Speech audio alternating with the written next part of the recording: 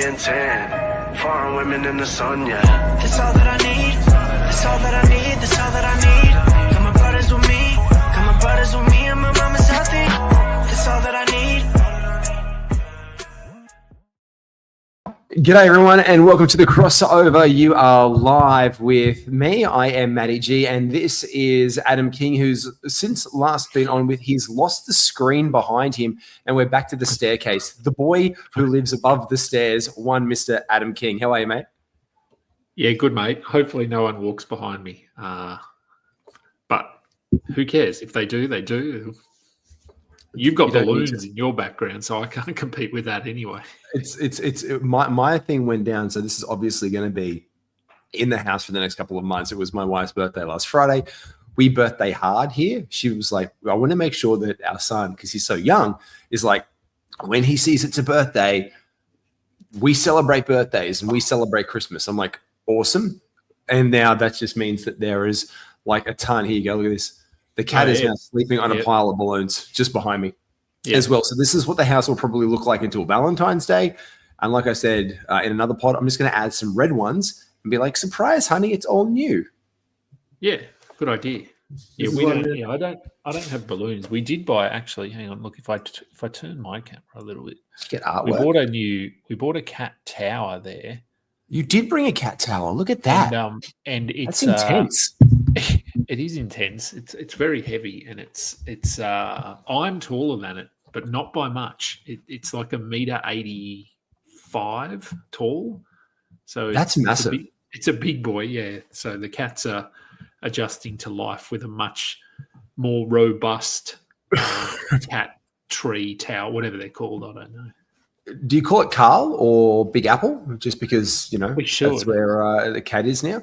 Hey, look, make sure if you are joining us, hello, if you are joining us live across all any of your platforms, we are live across on YouTube, on FBI Basketball International, of course, on My Home Court, on Insight Fantasy Sports, and on our X tonight. If you do have any questions or stream ads, make sure you hit those up to us. We're going to get down to those tonight, right throughout the course of throughout the evening as we chat and talk fantasy basketball. It is week 5, and I want to start off with a bit of a humdinger, and this is something I think. I know you've done the daily breakdown, so we could probably. Do you want to do like daily stuff like later? Just talk about. Do you want to do? Let's give me your top 5 notables from your daily show. People can catch up on, Kingy. Top 5. I should know, shouldn't I? Because I only did it. You did the show 2 hours ago. So I think, what did we talk about? Dyson Daniels Most Improved Player Award in the NBA this year. Looks like a surefire thing. Yeah, Most Improved and Defensive Player of the Year. So there you go. Like, I just don't know. Stop. No. Just because you want your flowers to take the I knew Dyson Daniels was going to be excellent award doesn't mean we can give him every award to make sure that you win that one, Kingy. It's not how that works. But he is third. He is third on the tote. To be fair, he is Victor Wembanyama is 162, Mobley is second at 950, and Sportsbet's paying $11 right now for him. And Most Improved Player of the Year, funnily enough, he is 4th behind Jalen Williams, Jalen Johnson, and LaMelo Ball is the 3rd. That's weird. He hasn't improved. He's just healthy. Maybe it's Most Improved Health. Because that's been better. Touch wood. I want to touch any wood that I've got. There's a Grady Dick reference. There's a very big. It's a very big Grady Dick reference. Very big.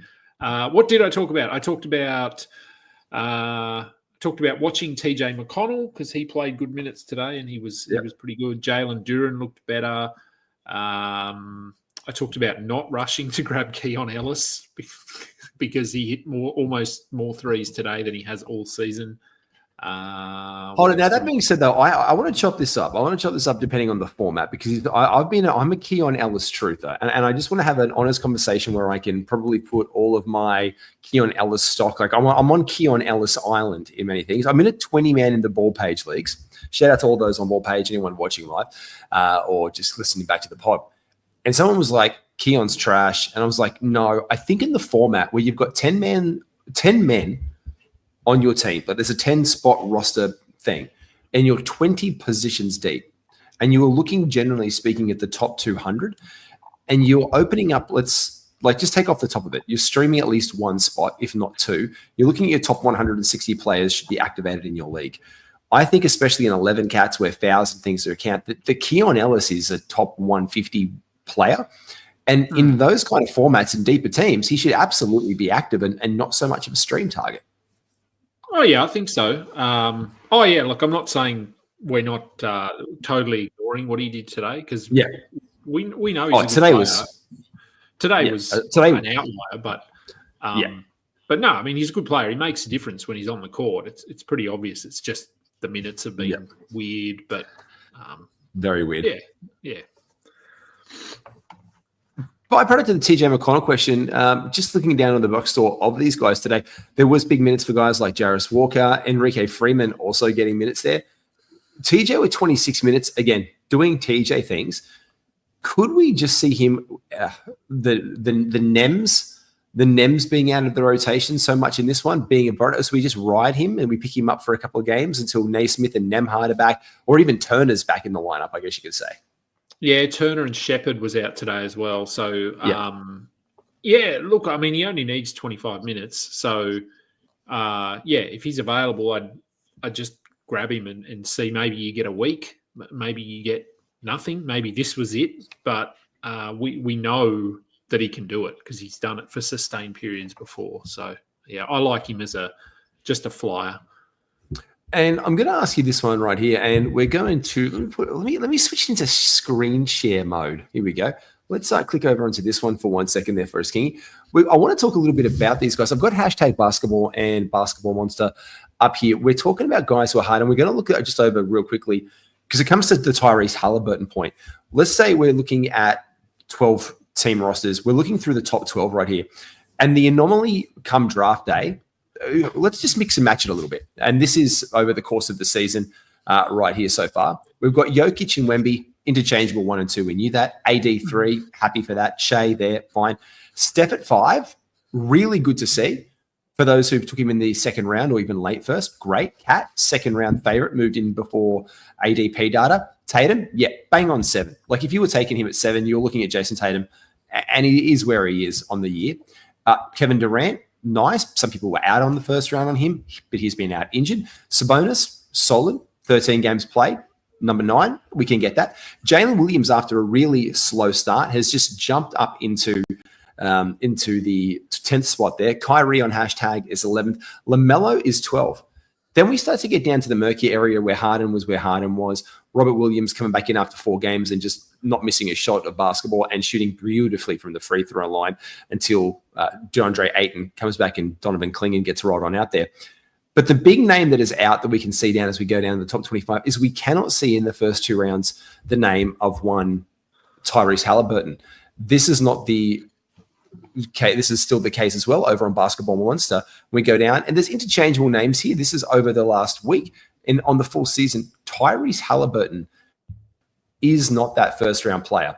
Would he be, at this point in time, could we argue, the most disappointing first-round player, but also the player that people are very hesitant to move on because they invested such a pick on him? So you might think it's a buy lower window, but you don't get buy lows on guys like Tyrese when someone's using a top, 4 to 8 pick on him. Yeah, he's a tough one. In terms of, is he the most disappointing first rounder? Probably. I'd have to have a look at exactly who went in the first round. But as you said, Wemby's there, AD's there, Tatum is there. Sabonis was sort of there. Trae Young has been maybe a little bit underwhelming, but certainly nowhere near the level of Halliburton. So I'd say he has been, and I don't know whether there's an issue like an injury or something going on here. But I mean, I'd argue that Joel Embiid is, but I told no one to draft him. So I was the same. On my big board, I left him out. I mean, we all knew that we were messing around with it. I know Alex Reclean, shout out to you, Reclean. And we know we love Alex. He was preach the gospel of Joel Embiid being great. But that was then before we had that 1 week out from the season and Joel Embiid saying, hey, don't want to play back-to-backs, not doing this kind of chicanery. And then that just shifted the radar entirely. especially through like ADP, you know, where we're doing like draft after draft and 3 mock drafts a day. Yep. You're doing that a week out, but you draft it, and you just take back like, I regret everything. Yeah. All of my punts build going out the window. But this leads to the next point of tonight's show. You were talking about this to me last week. I want to flesh out this theory with you, and this was on the back, and this is why Chet Holmgren was our cover photo. You just threw out a text to me last week, and you said, Matty, let's talk about how punting can possibly help you to negate injury risk in your leagues.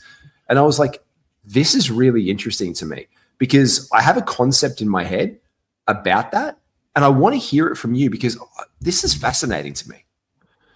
Yeah, I think I just think it's a good discussion because I think it can go either way. I think punting can help with injuries. I think, but it can also have the reverse effect depending on how well you punt. So for me, and I guess I wanted to bring it up because I punt in all my leagues. I punt everything. So I'm just pulling up some leagues now. I'm having a look at my team. So leagues that I'm doing well in. So I'm in one league and I'm coming second. So I'm in second place and I'm punting 4 categories. Currently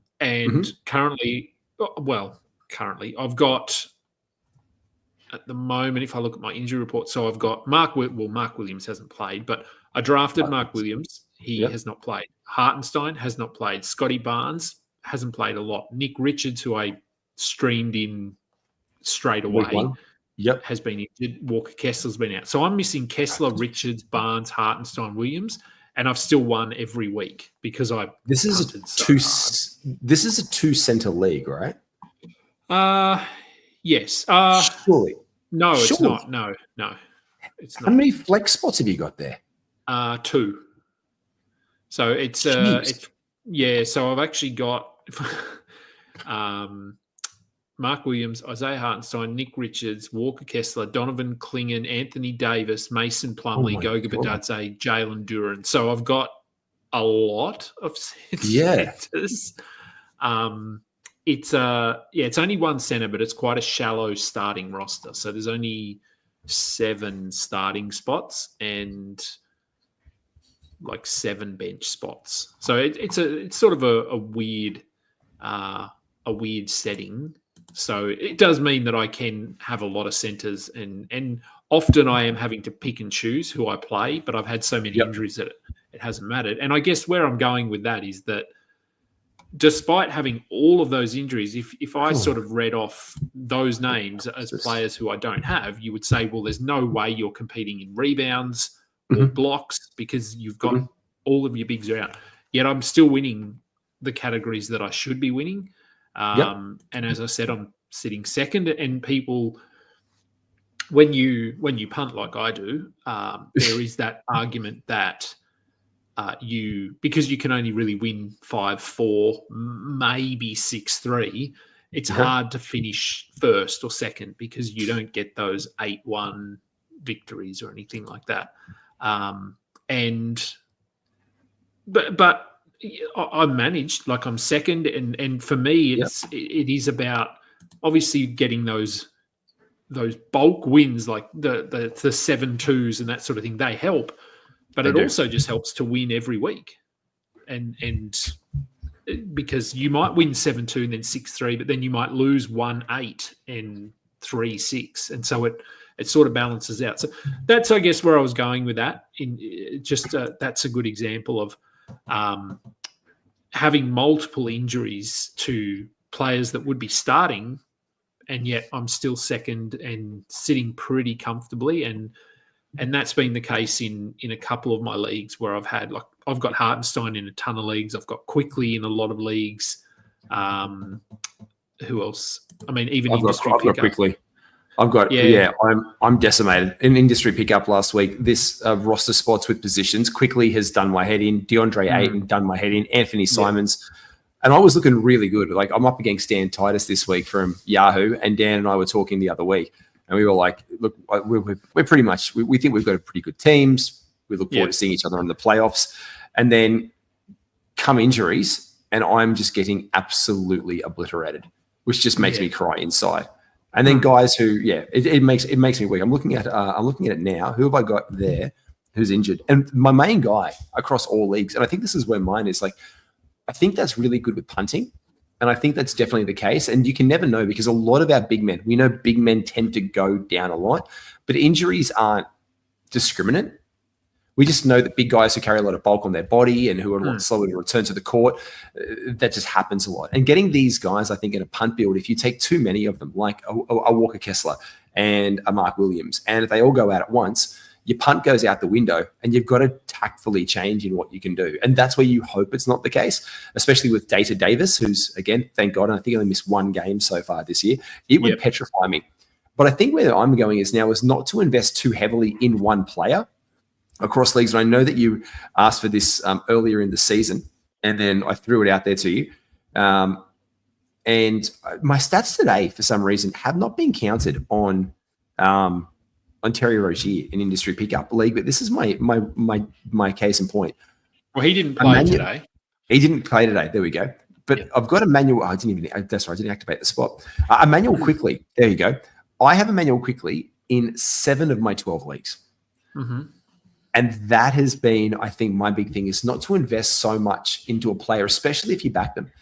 Don't just be like, I love him so much, or I love Dyson Daniels so much. I knew he was going to be good. On you, I got him in, like, I think 4 comps. And I was like, I'm not going to take him everywhere just in case he's not. I think that's more of a strategy that I'm going to do in the future, is like not to back myself too heavily with any specific player, more than in, like, a rule of this is a quarter of comps. I'm just going to go a quarter of comps, no matter what I do. That's my limit for one player, because otherwise you just get the same frustrations and the same bugbears across multiple leagues. And if you're listening right now, if you're watching this, hit us up, even in the comments. If you're watching this back on YouTube or listening to us on audio, put in chat who has been your bugbear player of the year, who you really maybe invested. Maybe it was Ja Morant. You're like, oh, he's going to bounce back. He's going to be great. And he's gone again. You saw the Zion workout photos, and Zion looked like an absolute big dag. And he's injured again. And he did this to not be as injured. And so it kind of really hurts yourself there, mate. And it's just frustrating as all bloody hell. And we're not complaining about injuries. They happen. It's just we've got to find a way to mitigate our rosters. So, again, we need to factor in injuries, but maybe punting does help that. Also, maybe we don't invest too much in our draft picks in one particular player to avoid these frustrations that we know are normal in fantasy basketball. Yeah, I don't think there's a right or wrong answer here. But I certainly think that, for me anyway, the punting strategy gives you a bit of a cushion, because, as you said, if you do invest heavily in certain players, like I did with Isaiah Hartenstein, and with Dyson Daniels as well, but he's been healthy. But Mark Williams, I've punted well enough that I have a big enough cushion in rebounds and blocks and field goal percentage that even when they're out, I'm still pretty comfortably the best team in the league in those categories. So, I think to this point I'm pretty happy, but I certainly do. I look at a lot of my rosters and go, I shouldn't have drafted Isaiah Hartenstein everywhere, because although in a week or two I might not be saying that, because Chet is out, and hopefully Hartenstein comes back and stays healthy and has the best season of his career. I don't know if you're going to have a roster spot to activate him, because the second that you hear that Dwight Howard has taken that contract over from China to go over to the Oklahoma City Thunder, you're going to be picking up Dwight Howard in every single league that you can, that you're punting those things. I know you are. I know it's going to make you entirely sad on the inside, but you're going to do it, and so is a few people, just to live their best 2012 life. Hey, talking about our best life, there are some guys who we're doing for breaking down for ADP battles. We do bring in an ADP battle each and every single week. Not just one, but 3. Kingy gets 2 one week, and I get 1, and then I get 2, and then he gets 1. This week, it's the stand for Kingy, and we have 2 ADP battles, and your first one is, funnily enough, involving one of our possibly disappointing first rounders, but also one of our most improved health players of the year. This is Trae Young versus LaMelo Ball, our first ADP battle of the night. Kingy, have at it. Yeah, it's so I've got both of these guys in multiple teams, and that's why I thought, I mean, we came up with these. We looked at the ranks last week, so I can't remember what ranks, but they were relatively close. They were two apart last week. I remember they were two apart. Okay. Similar players, like both point guards, both very usage heavy, but a little bit different in that Trae Young is more assists focused, where LaMelo is sort of usually gets some more steals, a better rebounder, and has been scoring the ball a little bit better than Trae this season, but they're fairly close. So I just think, for me, it's a tough one for me because I've actually got them both together in two leagues where I managed to get Trae sort of at 10 and then LaMelo at 15 or something like that. So okay, saucy. And they've both been, as I'd hoped, I think they've both been relatively healthy. They've both played well, except for Trae Young's weird 7-point game today where he just refused to shoot the ball. In the last week is down to the 102nd ranked player, according to Basketball Monster, whereas LaMelo has jumped up since last week. But again, they're such similar guys. Yeah. Overall. Yeah. I think if I had to pick one, like if someone sort of said, okay, you've got both these guys on your team, you need to trade one and hold one, I think I'd hold LaMelo. I still think LaMelo just has that slightly higher ceiling. 22 versus 49. Yeah. But the injury risk, he's looked really good. The ankle hasn't bothered him thus far. Again, touch wood.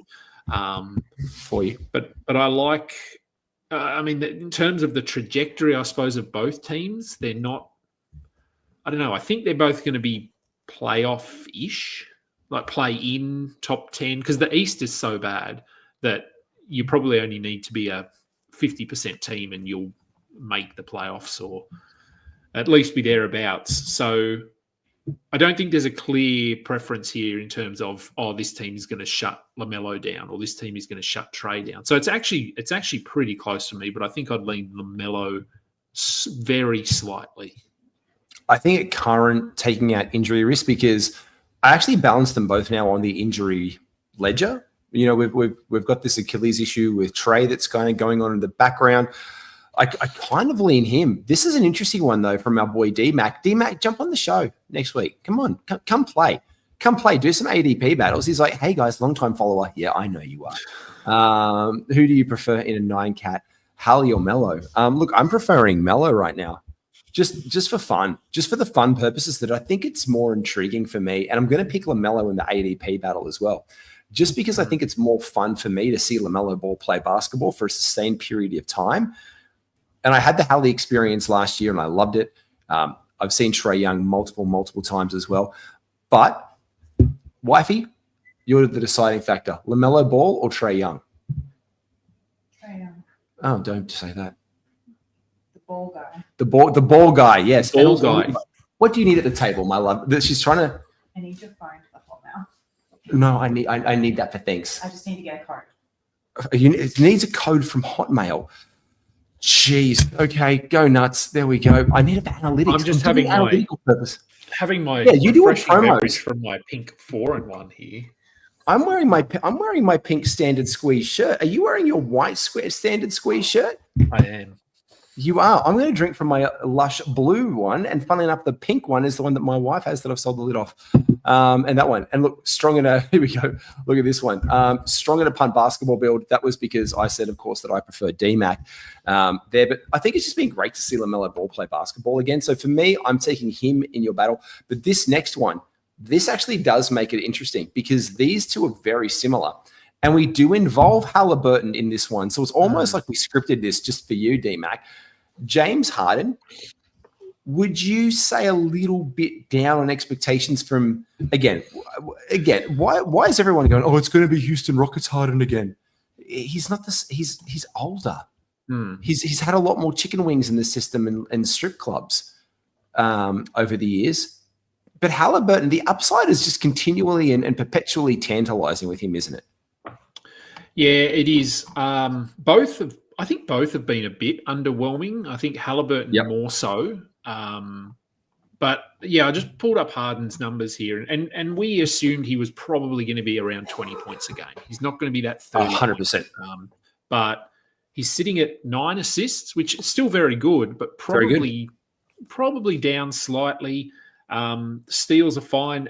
For both of them, it's just their shooting. Harden's shooting 37.2%. Halliburton's shooting 38.3%. So if they both of them get up to 43, 44, which really isn't asking that much, then they probably both jump inside the top 20, and we're not having this discussion. And Harden is just over at 20 points a game. I think over the course of the full season, he's like 20.1 points. And we expected him maybe to be around 20. I think I put him down at 22 was my project. I kind of had him at 22 points a game. But it's kind of wild to think that the best player in fantasy basketball for the Los Angeles Clippers is like almost has been Norm Powell at times. It's really weird to see him as the leading scorer with 23 points, and he's filling out the stat sheet in many other ways. Again, big in Norm Powell fan, big in Norm Powell territory. But again, it's the percentages. Norm Powell is almost a 50 guy. He's 490 from the field, whereas James Harden is 372. And then you're right. You look at the numbers for Tyrese Halliburton, and we expected the Benedict Mathurin points, the team's leading scorer, almost at 19.6 points per game. Pascal Siakam at 20.5, but Tyrese down at 16 on that percentage of 383. It's just not what we want from our superstar. Like this guy last year before the injury, who was just, we were besotted with in fantasy world. Like hit the breakout that we all wanted, had truly overwhelmed expectations far and beyond. Yeah.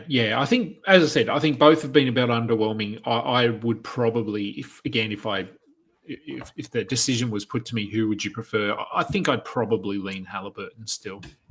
Yeah. I think I'd probably just take that there on the upside for Halliburton, but I think it is one. And Harden's still much better than last year, but turnovers and shooting percentage is hurting. It really is. And I don't know what we get out of him, but I do know that there is probably a chip on Tyrese Halliburton's shoulder for him to get a little bit better. So I do see that being the case for him. And I've got one for you, my last one for the night here. I'm going to ask you, because you don't know who this is, because this is my surprise one for you. And if you guess these players in chat, please do. This would be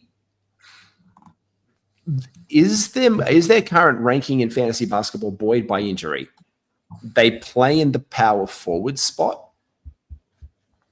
Just say Uno. I don't know. It's not the same game. But just say Uno or bingo if you get one of them. Go, oh, it could be this person. So think power forward centers, buoyed by people who are out through injuries. One was drafted quite high. One was drafted quite low. One is on a team with a potential breakout star that hasn't happened for whatever reason. And the other, again, is having the weight of their shoulders put on them in a team that needs to get some favor back and the expectations were high for. Are any bells ringing for you right now, Keith? Not really. I don't know. Jaren Jackson Jr. versus John Collins. Yeah, okay. It's a pretty easy one for me, but yeah. See, but this is the thing. I actually don't think it's easy for me. And I know it should be, because I drafted Jaren Jackson Jr. in a couple of leagues. I loved pairing him with Anthony Davis this year. Like if I had AD in the first round, my perfect pair is I'm getting Jaren Jackson Jr. to help buoy that up. I'm getting whatever I can juice in that power forward center spot, and I'm doing it. And I swooped into the waiver wire when Taylor Hendricks went down, and I picked up John Collins. I had him in a couple of leagues, just like deep as like a 6 man of the year kind of bloke. Yeah. But on the course of the year, after that Taylor Hendricks injury's gone down, John Collins has well and truly surpassed expectations to be currently 32nd ranked player.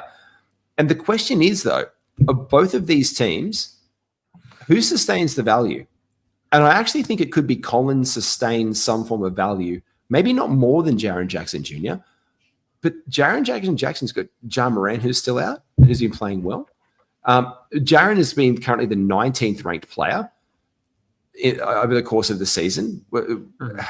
I think it's. I mean, I love Jaron Jackson Jr., but isn't it really interesting exercise that maybe we could target in our leagues like Jaron Jackson Jr. Light by John Collins and actually get almost a very similar amount of juice from? Yeah, he has been very good. I think he's had some luck go his way, obviously, but that's what it takes. That Hendricks injury, it was really bad for Hendricks, but really good for John Collins. Kessler has also been out for a week, so that has meant that Collins has been able to start at centre. Look,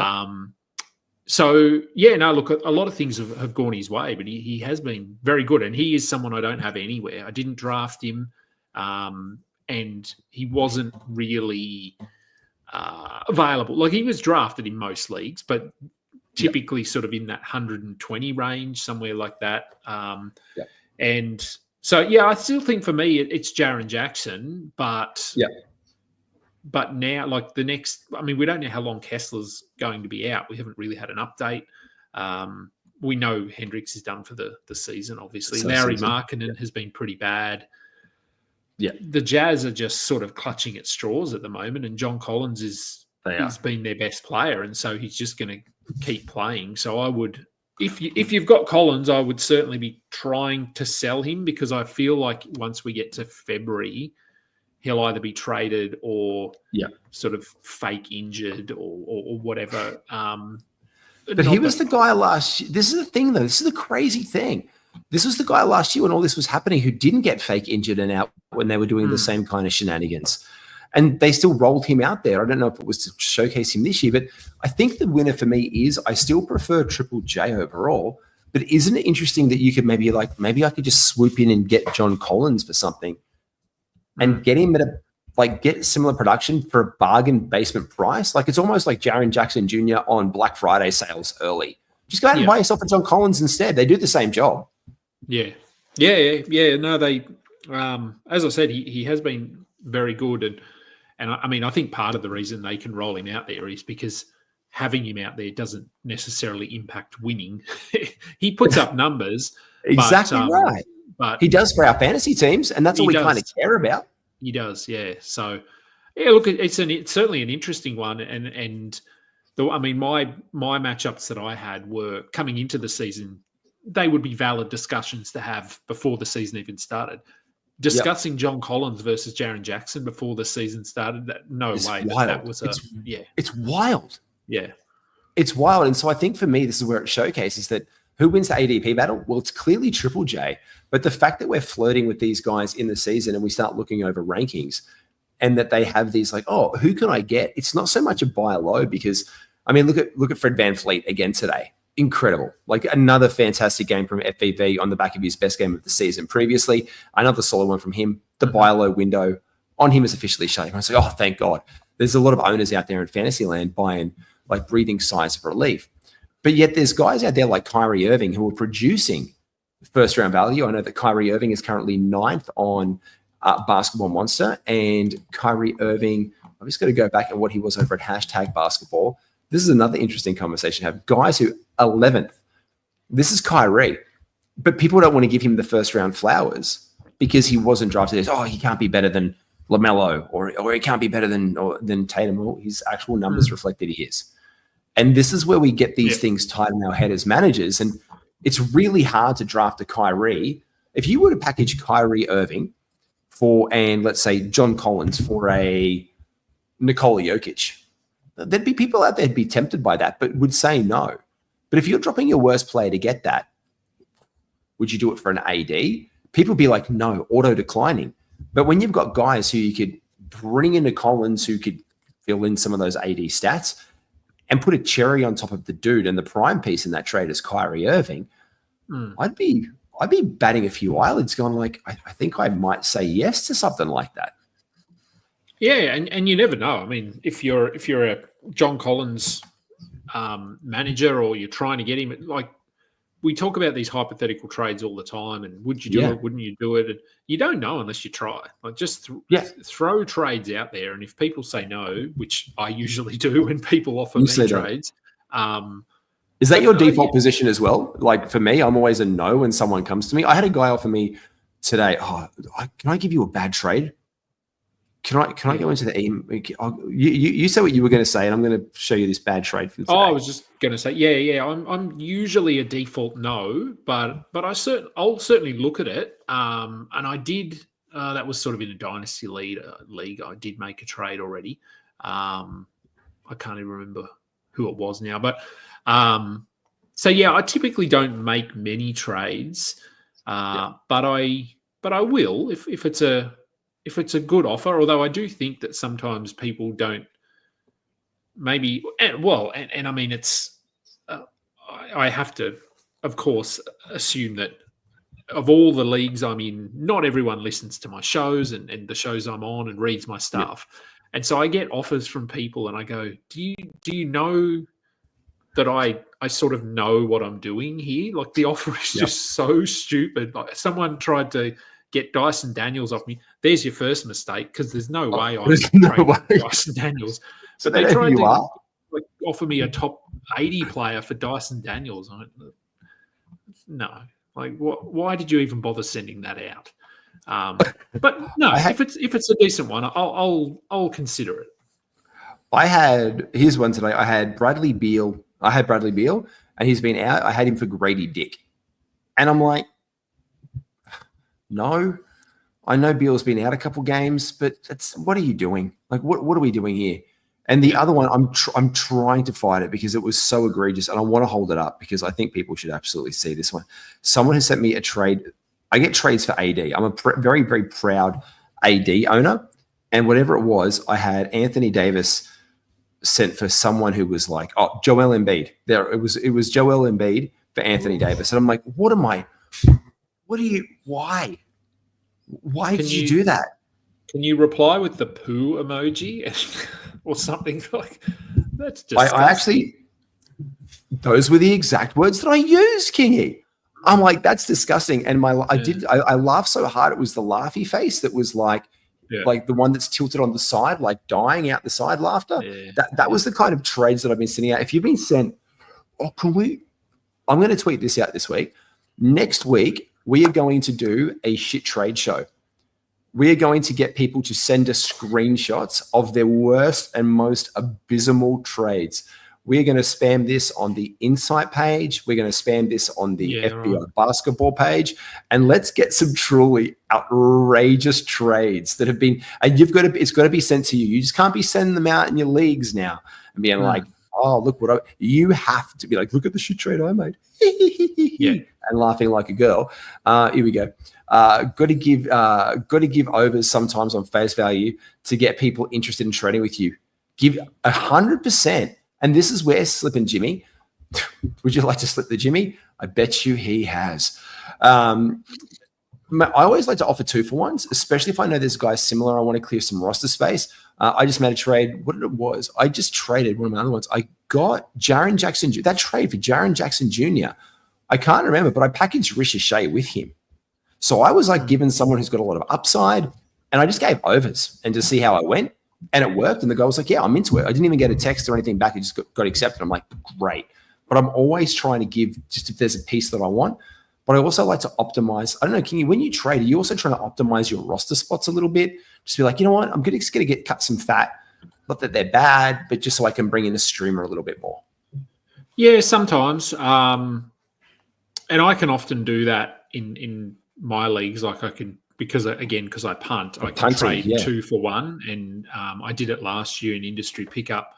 And so, I can package 2 centers because I have 13 centers. And so I can send out a package that's going to get someone sort of 18 rebounds and 3 blocks and get a top 10 guy back or a top 15 guy back. And it doesn't impact me at all, other than it frees up a roster spot for me to be able to stream on a week when I've lost 3 of my guards and I need steals, so I can stream in Alex Caruso or something like that. So, so no, I like 2-for-1s. They're obviously a little bit harder to gauge in terms of face value. It's not as easy as 1 versus 1, but as I said, throw trades out there because you never know. You can assume people will say no, but as we will hopefully find out next week, there are a lot of bad trades that take place. So, yeah, it'll be interesting to see what we get. This is going to be a lot of fun. I would really love to see that people actually think the value of one guy. And if you could attach text messages to it or messages like, oh, this is great. Grady Dick is flying really high. Yes, he is, because Scotty Barnes and Emmanuel quickly have been out. And he might get some value back later. And you just think I'm going to give you Bradley Beal because he hasn't played the last couple of games. And anyway, it makes no sense, but we are going to have an absolute blast with that. Kingy, thank you so much. Tell us what is on the go for you during the coming week, mate. Just fairly standard stuff now. Just the daily show, the stuff on Twitter and on Blue Sky. We're blue skying. Did a show, we are blue skying. So you're blue skying seems to be gaining some momentum. Yeah. It still doesn't appear to be as active as Twitter, but no, I mean the numbers are going up, and so no, it'll be interesting to see if it ever does take over Twitter. I'm skeptical, but that's sort of based on the fact that it hasn't happened yet. Or people just don't like Elon Musk right now. It's one of the two things. Yeah, it is. So no, on Twitter, on Blue Sky, and the regular shows, and I think I'm almost sort of not a co-host, but a special guest on Skiddy's Saturday morning show now, because I've done that a couple of times, and he's welcomed me back. So I'll jump on with him whenever I can. I did tell you this, and you know this. Any single time there is an Insight podcast, you are absolutely more than welcome to be on that bad boy. Like you have keys to the kingdom, Kingy. Yeah, and I like it. It's good jumping on with Skiddy and breaking down the schedule. It's always a good size schedule when we go through it. So yeah, no, it's fun. Sit back and have the versatility of my 4-in-1. I had a coffee in it on Saturday morning, and now I have a howler head and cola. Oh, where's my camera? Howler head. That's and nice. Cola, which is what is that? If I can get it up there. Oh, you can't really read it. Is that a monkey? Is that a monkey with sunglasses? It is. It is. Oh, hang on, God, I'm bad at this. It's a chimpanzee. It's a chimpanzee, and it's actually bourbon whiskey with natural banana flavor and cola. So there you go. That sounds like an alcoholic chuppa jump in your mouth. They're quite nice, actually. I discovered them a while ago, and whenever they're on sale, I grab a 4-pack from Coles. I've got something there's a thing called Starry, and the wife can't drink right now because obviously she's like seven months pregnant right now. So she's not doing it very easily. But there's things called Starry, and it's got guava and prickly pear. So I'm very curious to break. Yeah, I'm very curious to break that out very, very soon. Make sure you do. Obviously, if you don't already, I don't know why. It's at AdamKing91 on X, and over at Blue Sky, I am at MBAGWiz, or over on Blue Sky at MBA Matty G. And still trying to figure out how to change my name on Twitter to do that, because I changed my handle, but can't change my handle apparently without messaging or getting into Elon's DMs, which is a rabbit hole I don't want to go down. You can do all of the things. Catch up with us soon. Make sure you like and subscribe to all things at FBI Basketball International, and of course at Insight Fantasy Sports. We are Insight FS. We'll see you soon. Thanks so much for joining us live for the crossover. Take care, everyone. You just listened to another episode from the Fantasy Basketball International Podcast Network. Thanks for joining us. And for more information about joining our community, please check out our website at fbibasketball.com.